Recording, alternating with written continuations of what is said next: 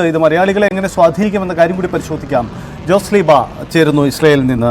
ജോസ്ലീബ, നമ്മൾ യുക്രൈൻ സംഘർഷ സാഹചര്യങ്ങളിൽ അന്നുണ്ടായ സാഹചര്യങ്ങൾ നമ്മൾ കണ്ടതാണ്. മലയാളികളുടെ ആശങ്കകളും മറ്റും നമ്മൾ അന്ന് കണ്ടതാണ്. ഇപ്പോഴത്തെ അവസ്ഥ എന്താണ്? കാരണം ഇപ്പോഴും സൈറൻ പല മേഖലകളിലും മുഴങ്ങുന്നു, ബങ്കറുകളിലേക്ക് ഒതുങ്ങാൻ നിർദ്ദേശം വരുന്നു എന്നതാണ് സാഹചര്യം. ഇപ്പോൾ അന്താരാഷ്ട്ര മാധ്യമങ്ങളുടെ റിപ്പോർട്ടുകൾ പോലും അങ്ങനെയാണ്. എന്താണ് യഥാർത്ഥത്തിൽ ഇപ്പോഴത്തെ ഒരു സാഹചര്യം? ആശങ്കപ്പെട്ട് തന്നെയാണോ അവിടെ ആളുകൾ, മലയാളികളടക്കം ഉള്ളത്?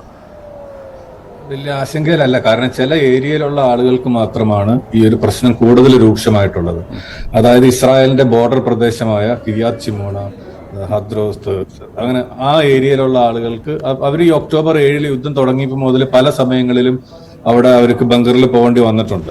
പക്ഷെ ഒത്തിരി നാളുകൾക്ക് ശേഷം ഇന്നലെയാണ് ബാക്കിയുള്ള സെൻട്രൽ ഇസ്രായേൽ, ടെല്ലബീവ്, റഹോവത്ത്, ജെറുസലേം അങ്ങനെയുള്ള പല സ്ഥലങ്ങളിലെ ആളുകൾക്കും ഈ അലേർട്ട് കിട്ടി ബങ്കറിൽ പോകേണ്ടി വന്നു. അതിപ്പോ ഇന്നലെ കഴിഞ്ഞു. ആ ഒരു സമയം കഴിഞ്ഞതോടുകൂടി ആ ഒരു ആശങ്ക ആളുകൾക്ക് മാറി. ഇനിയിപ്പോ അടുത്ത ഇൻഫർമേഷൻ വരുമ്പോഴാണ് അടുത്ത ടെൻഷൻ വരുവുള്ളൂ. അതുവരെ ആളുകൾ ഇവിടെ വളരെ റിലാക്സ്ഡ് ആയിട്ടാണ് നിൽക്കുന്നത്.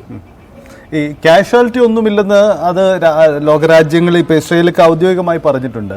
അപ്പോൾ നിങ്ങളൊക്കെ ആ മേഖലയുള്ളവരാണ്. അപ്പം ആ തരത്തിലുള്ള കാഷ്വാലിറ്റി ഇന്നലെ നടന്ന ഈ ബാലിസ്റ്റിക് ആക്രമണത്തിന് ശേഷം അത്തരം എന്തെങ്കിലും കാഷ്വാലിറ്റി ശ്രദ്ധയപ്പെടുന്നുണ്ടോ? അങ്ങനെ എന്തെങ്കിലും പ്രാദേശിക റിപ്പോർട്ടുകൾ ലഭ്യമാവുന്നുണ്ടോ? റിപ്പോർട്ടുകളില്ല. ഈ പലസ്തീൻ ഏരിയയിലുള്ള ജെറീക്കോയിലുള്ള ഒരാൾക്ക് ഒരു അപകടം സംഭവിച്ചതായിട്ടാണ്. അതല്ലാതെ ഇന്നലെ ടെല്ലവീവിൽ നടന്ന ടെററിസ്റ്റ് അറ്റാക്കിലുള്ള ഒരു മരണം സംഭവിച്ചതേ ഉള്ളൂ. ടെററിസ്റ്റ് വന്ന് അവിടെ റെയിൽവേ സ്റ്റേഷന്റെ അടുത്ത് ആളുകൾ വെടിവെച്ചിട്ടു. അതിലൊരു 6 പേര് മരിച്ചു. ബാക്കിയുള്ള ഒരു 10-12 പേര് ഹോസ്പിറ്റലിലാണ്. അതല്ലാതെ ഇത്രയും മിസൈൽ വന്നിട്ട് ഒരു കാഷ്വാലിറ്റി ഉള്ളതായിട്ട് നമ്മുടെ അറിവിലും ഇല്ല. ഇവിടുത്തെ ഒരു മീഡിയയും റിപ്പോർട്ട് ചെയ്ത് നമ്മൾ കണ്ടില്ല.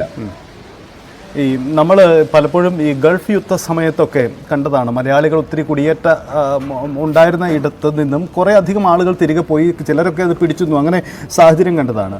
ഈ പശ്ചിമേഷ്യയിൽ പൊതുവിൽ മലയാളികൾ കൂടുതലായുള്ള സ്ഥലം, ഇന്ത്യക്കാർ കൂടുതലായി ജോലിക്ക് വരുന്ന സ്ഥലമാണ്. അതിൽ ഇസ്രായേൽ വളരെ സമ്പന്നമായ അല്ലെങ്കിൽ കൂടുതൽ ജോലി സാധ്യതയുള്ള മികച്ച ജീവിത സാഹചര്യങ്ങളുള്ള ഒരു ഇടമാണ്. അതുകൊണ്ടൊക്കെ ആവാം മലയാളികൾ കൂട്ടത്തോടെ അവിടേക്ക് പോകുന്നതിന് കാരണവും.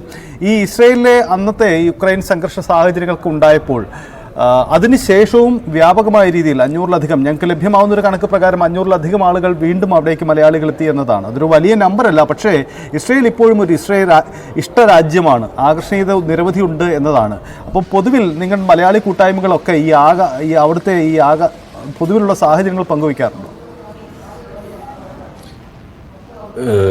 ഇവിടെ ഈ ജോലിക്ക് വരുന്ന ആളുകൾ ഇപ്പോഴും ഇന്നലെയും ഫ്ലൈറ്റിൽ ഇന്ത്യ എന്നുള്ള ആളുകൾ ഇവിടെ അറൈവ് ചെയ്തിട്ടുണ്ട്. അതായത് പല മേഖലകളിൽ പലസ്തീനിൽ നിന്നുള്ള ആളുകളെ ഇസ്രായേലിലേക്ക് ജോലിക്ക് എടുക്കാതെ വന്നപ്പോഴാണ് ഇന്ത്യ എന്നുള്ള ആളുകൾ കൂടുതലായിട്ടും ഇവിടെ എത്തി തുടങ്ങിയത്. പിന്നെ ഇതൊരു ചർച്ചയാവാറില്ല. യുദ്ധത്തിന്റെ കാര്യങ്ങൾ മലയാളികൾ സംസാരിക്കുമ്പോൾ ആരും ഇതിനെപ്പറ്റി ടെൻഷൻ ഇവിടെ അടിച്ച് നിൽക്കാറില്ല. കാരണം ആ ഒരു ചെറിയ സംഭവം ഇന്നലെ തന്നെ ഉണ്ടായി. ഒരു അരമണിക്കൂറിനകം എല്ലാവരും ഫ്രീ ആയി. പിന്നെ അവരവരുടെ ജോലിയിലേക്ക് മുഴുകി പോവുകയാണ് ഇവിടെ ഉള്ളത്. അതുപോലെ ആളുകളാണ്. ജോസ്ലീബ, ഒന്ന്